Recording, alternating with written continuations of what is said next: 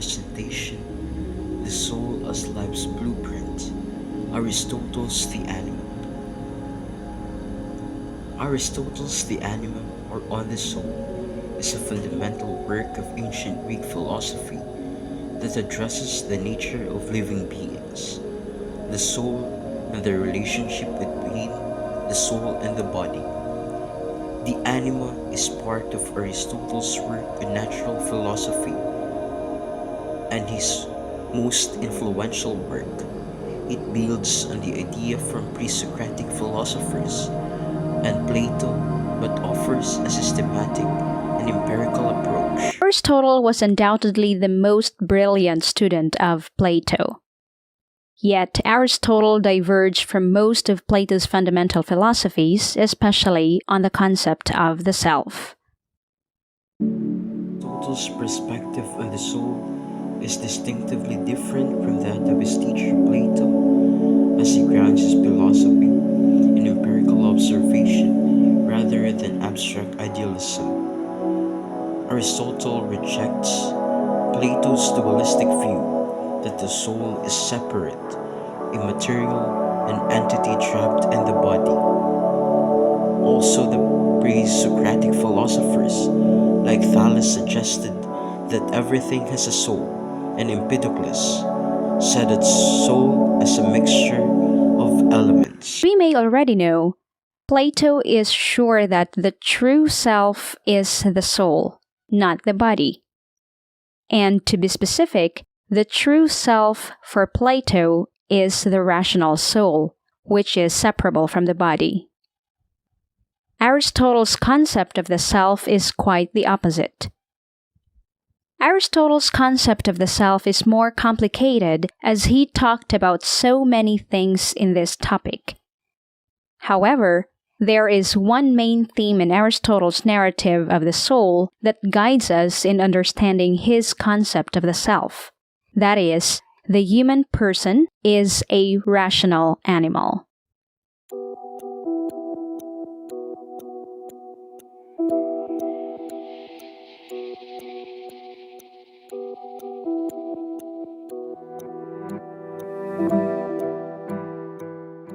Have the historical context of the animal. Aristotle was a student of Plato and later became the tutor to Alexander the Great. While Plato emphasized the realm of forms, abstract, idealized concepts, Aristotle sought to understand the natural world through observation and reason. Aristotle wrote the Anima around 350 BCE during his tenure at the Lyceum in Athens. This period marked the height of classical Greek philosophy. Shortly after, Aristotle returned from tutoring Alexander the Great in Macedon. Athens had experienced the Peloponnesian War aftermath and the rise of Macedonian dominance under Philip II and Alexander the Great. The city's intellectual life remained vibrant, but was influenced by broader geopolitical changes. Aristotle's work emerged in a context where fundamental questions about life, existence, and the nature of the soul was central to Greek philosophy.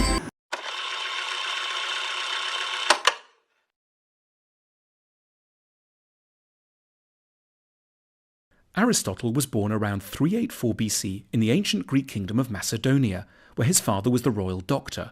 He grew up to be arguably the most influential philosopher ever, with modest nicknames like the Master and simply the Philosopher. His first big job was tutoring Alexander the Great, who soon after went out and conquered the known world. Aristotle then headed off to Athens, worked with Plato for a bit, then branched out on his own. He founded a little school called the Lyceum. French secondary schools, the lycées, are named in honour of this venture. He liked to walk about while teaching and discussing ideas. His followers were nicknamed Peripatetics, the Wanderers. His many books are actually lecture notes. Aristotle was fascinated by how many things actually work. How does a chick grow in an egg? How do squid reproduce? Why does a plant grow well in one place and hardly at all in another? And, most importantly, what makes a human life and a whole society go well? Why Thus, the Anima was written. Aristotle wrote the Anima to explore the nature of the soul and its relationship to the body. In ancient Greek philosophy, the soul was often conceived as the immaterial essence of a living, capable of existing apart from the body. His goal was to understand how the soul governs the body, how different types of living beings possess different kinds of souls, and how the soul relates to the functions of life, such as thinking, perceiving, and moving. We have the key aspects of the anima. The soul as the form of the body. Aristotle rejects the dualistic view of soul and body as separate entities, as shown by Plato. Instead, he asserts that the soul is the form of the body. It is what gives life and purpose to the body. We have the three types of souls, or the hierarchy of souls. Aristotle classifies the souls into three distinct types, corresponding to the different levels of life. The first one is the nutritive soul, or the vegetative soul, present in plants, that is responsible for growth, nutrition, and reproduction. It enables the survival but lacks perception or consciousness. The second one is the sensitive soul, found in animals. This type of soul is responsible for sensation and movement. It includes vegetative functions, the ability to perceive the environment through five senses, and also locomotion, the movement in response to desire. It allows the animals to seek pleasure, avoid pain, and interact with their environment. And the last one is the rational soul. It is unique to the humans. The soul is capable of reasoning, understanding, and intellectual thought. It includes vegetative and sensitive functions, but it includes intellect, the capacity for reasoning, abstract thought and self-awareness, and also moral deliberation, the ability to reflect on actions and make ethical choices. It enables humans to engage in philosophical contemplation, which Aristotle considers the highest activity. But we have also the five senses, in which we have in the sensitive soul. First is the sight. Most esteemed perceives light and color. The second one is the hearing. Facilitates communication and learning. We also have touch, taste, and smell. It involves direct interaction with substances. He distinguishes between special sensibles, specific to each sense, like color for sight, and common sensibles, shared like motion or shape. How did Aristotle come up with the idea that the human person is just an animal that thinks? Well, his idea of the soul provides the key. Aristotle defines the soul as the principle of life. And as the principle of life, it causes the body to live. This explains why, for Aristotle, all living beings have souls. Because for Aristotle, all living beings have souls, then it follows that plants and animals, in addition to humans, have souls. Thus, Aristotle distinguishes three levels of soul, namely, vegetative soul, sensitive soul, and rational soul. According to Aristotle, the vegetative soul is found in plants, while the sensitive and rational souls are found in animals and humans respectively. According to Aristotle, plants have souls because they possess the three basic requirements for something to be called a living being.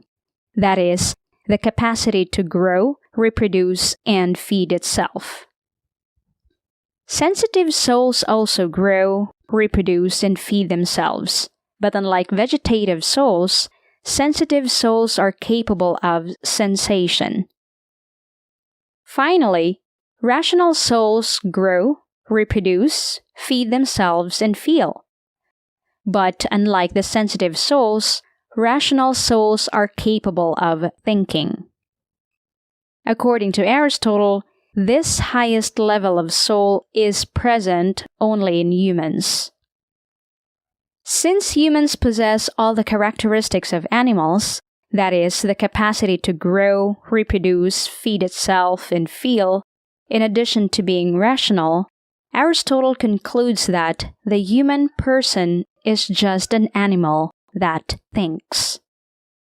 We have the purpose and philosophical implications of the anima or on the soul. Aristotle wrote the Anima to create a comprehensive framework for understanding the soul, its faculties, and its relationship to the body. His purpose was to ground philosophical discussions about the soul in the natural world, as opposed to the abstract metaphysical approaches taken by his predecessors. The last one is the conclusion. Aristotle's The Anima offers a naturalistic and empirical account of the soul and its connection to the body by rejecting dualism and grounding the soul in the material world. Aristotle provides a more integrated and holistic understanding of life and human existence. His contributions to the study of the soul remain foundational to both philosophy and science.